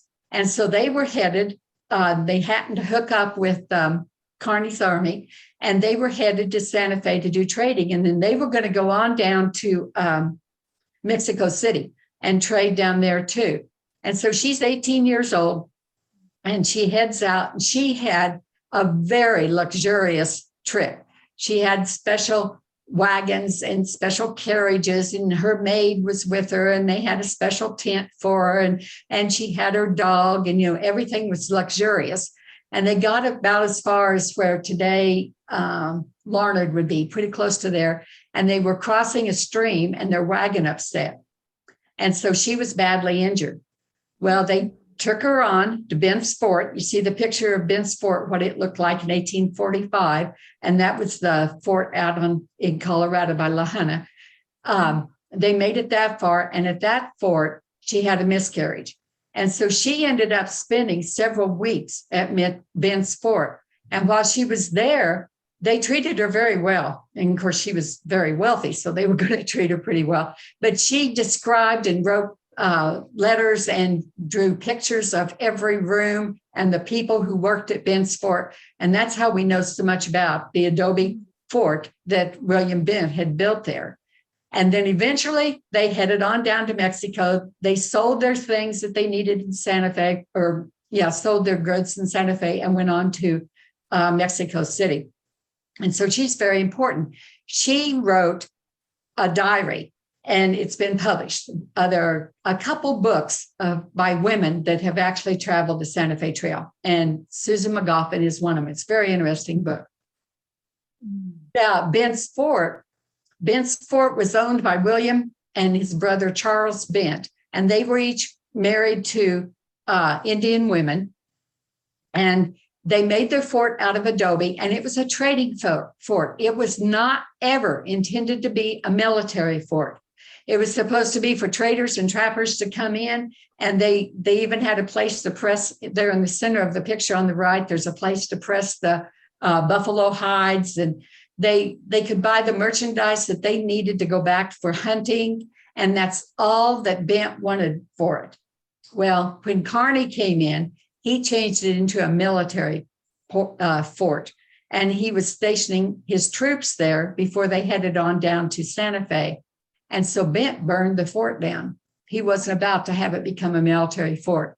Eventually, it gets rebuilt. And today, the Santa Fe, the National Park Service has the replica or the rebuilding of the fort, and you can go visit it, and it looks like the older one, but it was rebuilt because he blew it up. He was just so upset that the Army was using his post. Now, Marion Sloan Russell, she's another one that traveled the Santa Fe Trail. She traveled it 5 times. She and her mother lived around Kansas City and her little brother. And I don't know for sure what happened, but apparently her father had taken off and gone to Santa Fe. And so her mother decides she's going to follow one of the wagon trains and she's going to find him. And she takes the 2 kids and they head off to Santa Fe. Well, when she gets to Santa Fe, she doesn't tell anyone that she was ever married before. And she ends up marrying a man named Russell. And he is a soldier at Fort Union. One of her best buddies that Marion developed as a little kid was Kit Carson. And Kit Carson, the famous scout, he was stationed at Fort Union. And you can see the remains of Fort Union today on the right-hand side.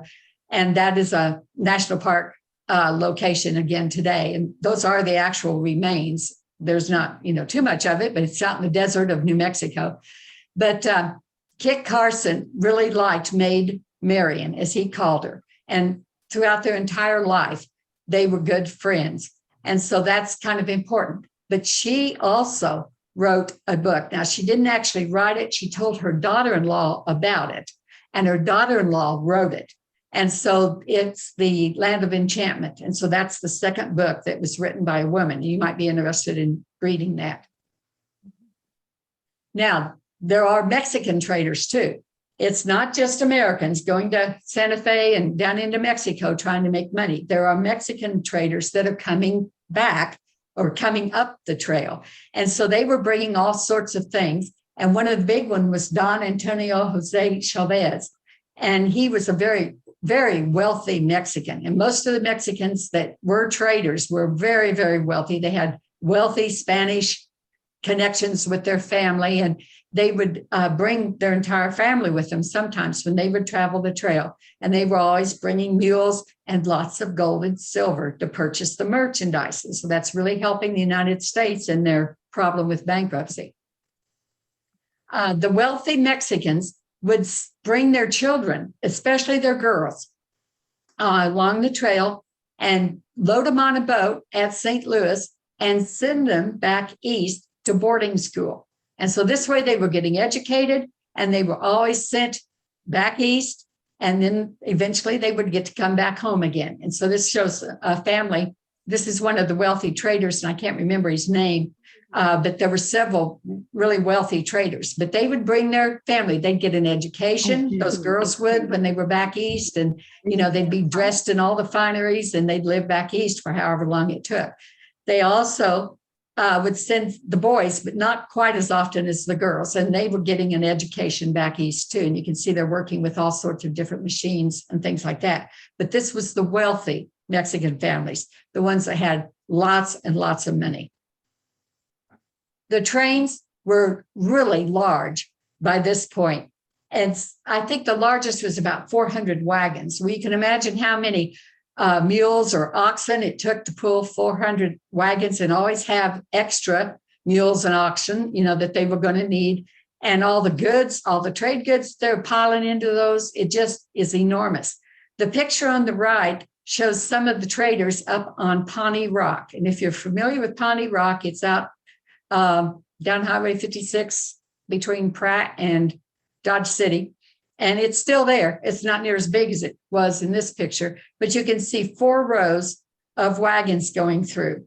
They didn't travel in single files. They often traveled in, columns, so they didn't have to eat each other's dust as they were going along. And it just worked out a lot better. Pawnee Rock eventually gets used for the building of the railroad. When the railroad's going through, they took a lot of the rock out of Pawnee Rock. And so it's a little state historic park right now, but it's not nearly as tall as it used to be.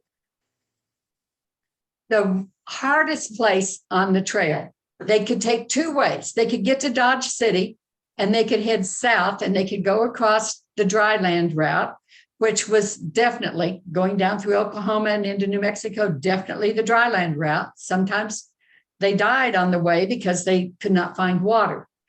Or they could take the mountain route. They could continue going west out of Dodge City, which is on the 100th meridian, is about where it divided. Of course, Dodge City eventually does exist at that time. At the very beginning, it didn't, but it becomes one of the cow towns along the way. Going west, they could go through Raton Pass. Now, they would climb up to about 7,000, 8,000 feet on Raton Pass, and they had to get through it. You can see on the right how rugged the area is to begin with. And down at the bottom of the screen, you can see that they started those switchbacks where they would go one direction and then turn and come back, and kind of zigzag their way up and over the mountain. When the train comes through, that's what they used too, was zigzags, so that they could get the train up to the top of the mountain and then start back down. So that was the hardest part if they took the mountain route. The Mexican-American War occurs at 1846, 1848, and the Treaty of Guadalupe Hidalgo ends the war. And so we're fighting, and it's fighting over Texas that basically that's going on. You see at this point that we have the original colonies. We have the Louisiana Purchase that we purchased from France. We have Oregon Territory that we got from Great Britain, and we have the Mexican Cession. And the Mexicans gave up that land, and that added so many states to the United States after that war was fought. And it was ended with this treaty. And so you can see all the states, if you include from Missouri all the way up to Montana almost. Of course, the Oregon Trail was going up through there, but Missouri and Kansas and Colorado and all those southwestern states and Texas and Oklahoma, the Santa Fe Trail added to the United States and the size of the United States very considerably. Now, these three guys lived in Kansas City, and they became the biggest operators of the wagon trains. They had the huge number of wagon trains, Russell, Majors, and Waddell. And their slogan was, "We're reliable and we're on time." The Army really started using them because the Army's building a lot of forts out along the Santa Fe Trail. And they really used Russell, Majors, and Waddell's equipment, you know, their wagons and their oxen and everything. They relied on them to transport all of the materials that they needed for the forts that were being built all the way to Santa Fe. And it really worked well, but they got a little greedy. And so then they decided they were going to do the Pony Express. And so they started this Pony Express. They got all these horses. They got the riders, and they could take the messages from St. Joe, Missouri, all the way to Sacramento in 10 days or less. And it was just a fantastic operation. And they had young boys that were usually orphans that didn't have families, and they would send them there and get them back. Just did it so quick. And they started a stagecoach, the Overland Stagecoach Company. And so they could get the people that were just going there, not moving a lot of trade goods, but just going on their own. They could get them there pretty fast with the stagecoach too. The problem was the train was following right behind them, and the telegraph. And that ended Russell, Majors, and Waddell. And in fact, one of them, I think it was Majors, ended up in Colorado and was just homeless on the street, had no money, nothing in the end. They just expanded too much and had too many hopes and didn't realize that technology was going to beat them in the end. These are some of the other forts that are still there today that you can go visit. Fort Leavenworth, of course, And they were the ones that came down and were helping protect the traders when the Indians were giving them so much trouble. I think they're shown there in the center picture. Fort Dodge. Fort Dodge is now a rest home for military spouses and their wives. And I know my grandmother died there, and her husband was in the Spanish-American War, I believe. And so she died at Fort Dodge. But Fort Dodge was one of the forts that was started. Fort Larned still looks much today as that. In fact, that's a modern picture of Fort Larned. You can still visit Fort Larned. It's a great historical site that you can go to. It's owned by the National Park Service. And Fort Dodge is not. Fort Leavenworth is an active military. Just a minute. My cat's going to attack. There he goes.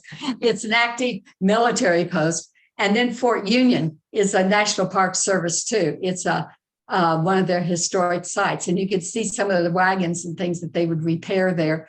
It's kind of interesting at Fort Union because the mountain route comes down into Fort Union and the dry land route comes into Fort Union. And you can stand there at the visitor center and see both of those routes coming right in and conversing there at Fort Union. The end of the trail, February 9th, 1880. The Atchison, Topeka, and Santa Fe finally made it to Santa Fe. And so I thought this was kind of an appropriate slide. You see some of the ruts of the Santa Fe Trail and the train tracks. But, you know, when that happened in 1880, it just basically stopped. There was no reason for people to be taking wagons and horses and doing all that when they can ship everything by railroad. Now, here are just some of the ruts that you can still see. The one on the left is Dodge City, and it's going up a hill at Dodge City. That's not track from trucks and cars. That's from wagons. In the middle, that's another view of the one at Dodge City. And the big snake-looking thing at the bottom of that picture at the upper middle, that is Sewell's Canal. And that was built back, I don't know, in the 20s, maybe before that. And it was to pipe water into some of the fields in around Ford County. Didn't really work, but Sewell spent a lot of money for it. But you can see if you look straight across the center of that picture, you can see like 5 rows of ruts, maybe even more, where the wagons were covering that area. Of course, the highway's on the very right going down to an elevator. The next picture is someplace, I don't remember where, but you can see the ruts in the green pasture coming down through there. It looks like car tracks, but it's the ruts. Over on the left, this is one in New Mexico, and it has become like a little river where the ruts have been winding their way in, and they've gotten so deep that it looks like a river instead of ruts. And in the center is just another picture showing a lot of ruts and the wagons traveling on it. And of course, the switchbacks there at Raton. The National Park Service has done a wonderful job. There's Vince Ford on the left, the way they've reproduced it. They have all sorts of things you can get on your phone that will track you and let you know where you're at and what part of the trail you're on and give you information about that. A great Santa Fe Trail app on your phone that comes from the National Park Service. And of course, they put up all the signs and things like that. And my association, we began in 1987. I'm a charter member of that. And we were at La Junta when we decided we were going to become an official association instead of just a little get-together club.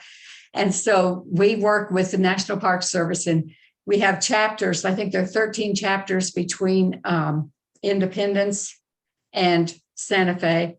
And those chapters work trying to preserve the ruts in their area and any historical sites, and the national park then meets with them, and they have to do a lot of paperwork and that sort of thing, but then they can put up signs.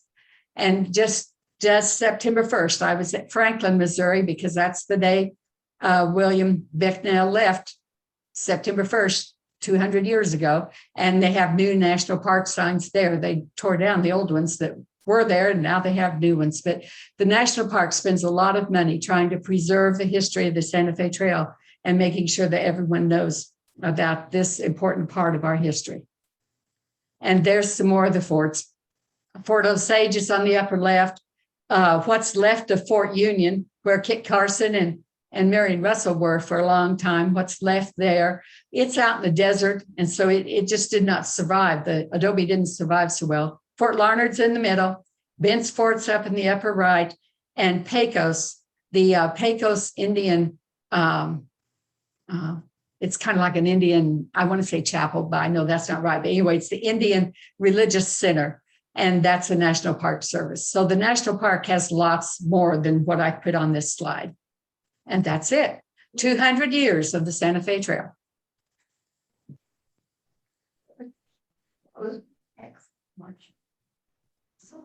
Let's give.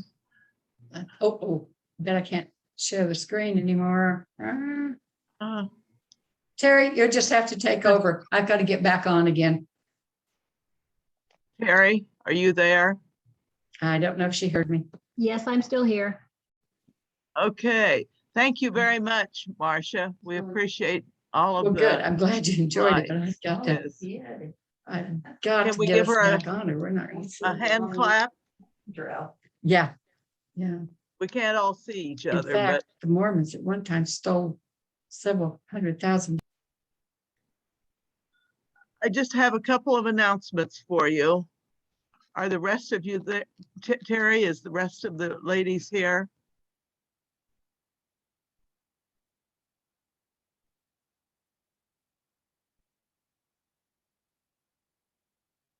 There you are again. I don't see Miss Terry. Yeah. Let's give her a round of applause.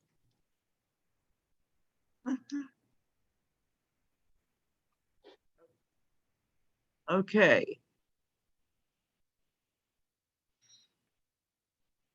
If you can hear me, I just have a couple of announcements before we close out our meeting.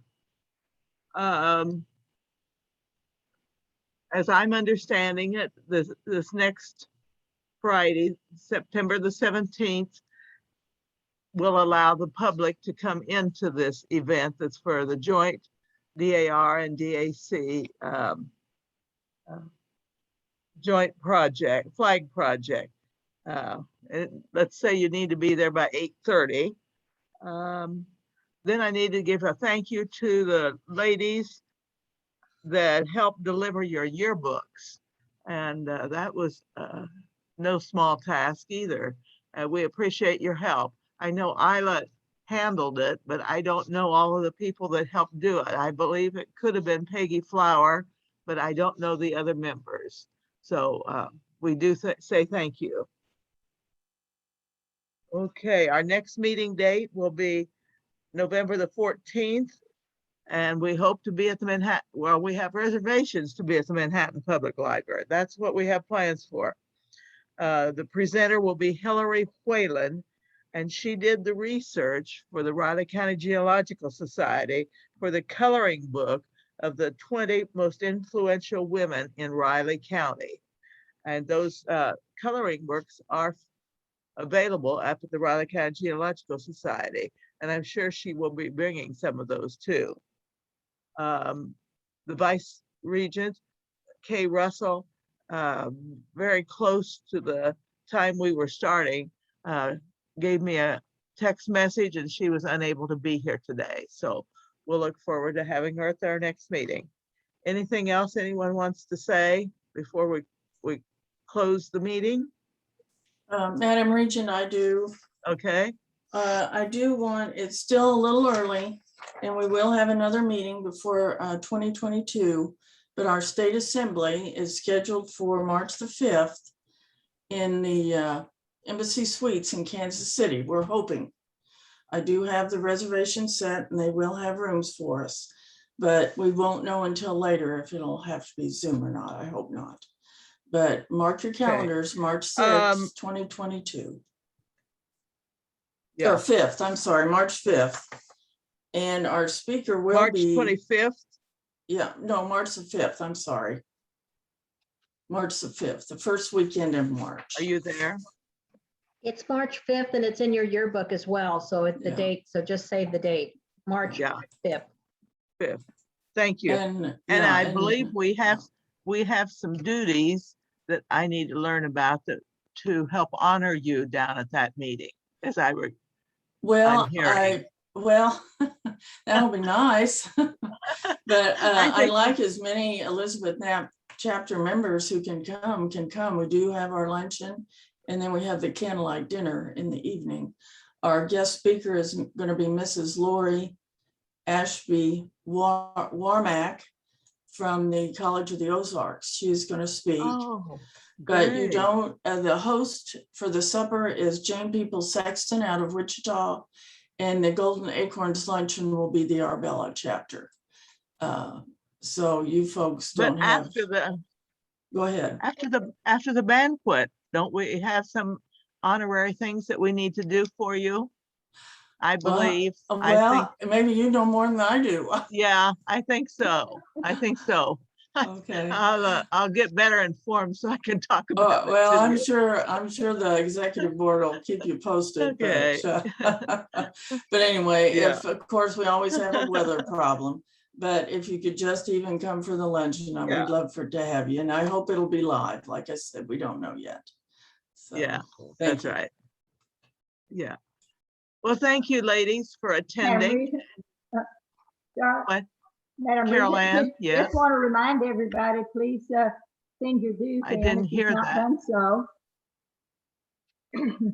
Just wanted to remind Yes, everybody to please send do. dues in. Okay, that's right. She said to be sure and remember to get your dues sent in.